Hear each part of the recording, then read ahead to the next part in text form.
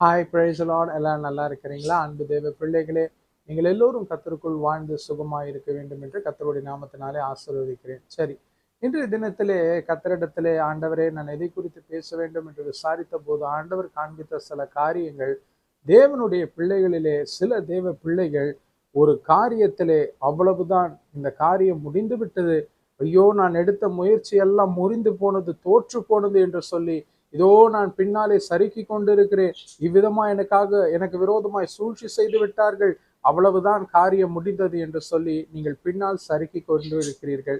ஆனால் உங்கள் மீட்பர் உயிரோடு இருக்கிறார் என்பதை நீங்கள் அறிந்து கொள்ளுங்கள். இதோ உங்கள் இரட்சகர் உயிரோடு இருக்கிறார் என்பதை அறிந்து கொள்ளுங்கள்.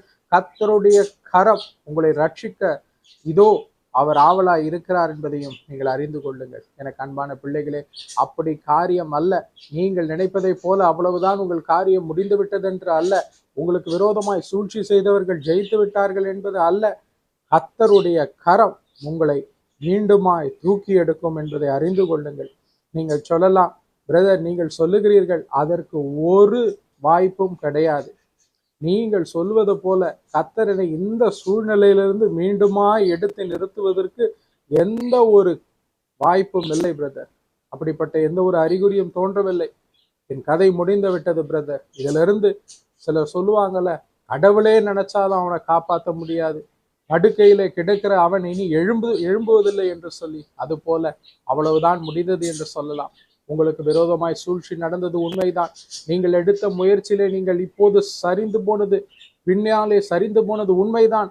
ஆனால் உங்கள் மீட்பர் உயிரோடு இருக்கிறார் என்பதை நீங்கள் அறிந்து கொள்ளுங்கள். கர்த்தருடைய கரம் ரட்சிக்க கூடாதபடிக்கு குறுகி போவதில்லை என்பதை நீங்கள் அறிந்து கொள்ளுங்கள். ஆம் பிள்ளைகளே, நீங்கள் எதில் குறைவாய் இருக்கிறீர்கள்? பரிசுத்தத்திலே குறைவாய் இருக்கிறீர்களா? நீதியிலே குறைவாய் இருக்கிறீர்களா? உங்கள் ஜெப வாழ்க்கையிலே குறைவாய் இருக்கிறீர்களா? அடுத்தவர்களுக்கு தானம் தர்மம் நன்மை செய்ய வேண்டிய காரியத்திலே உங்களுக்கு நன்மை செய்ய திராணி இருந்து கூட அது எதற்கு நமக்கு என்று சொல்லி நம்முடைய காரியத்தை நாம் பார்த்து கொண்டு போலாம், நம்மளுடைய சுக வாழ்வு நல்லாய்தானே இருக்கிறது என்று சொல்லி அலட்சியமாய் விட்டுவிட்டீர்களா? அதிலே கவனம் செலுத்துங்கள்.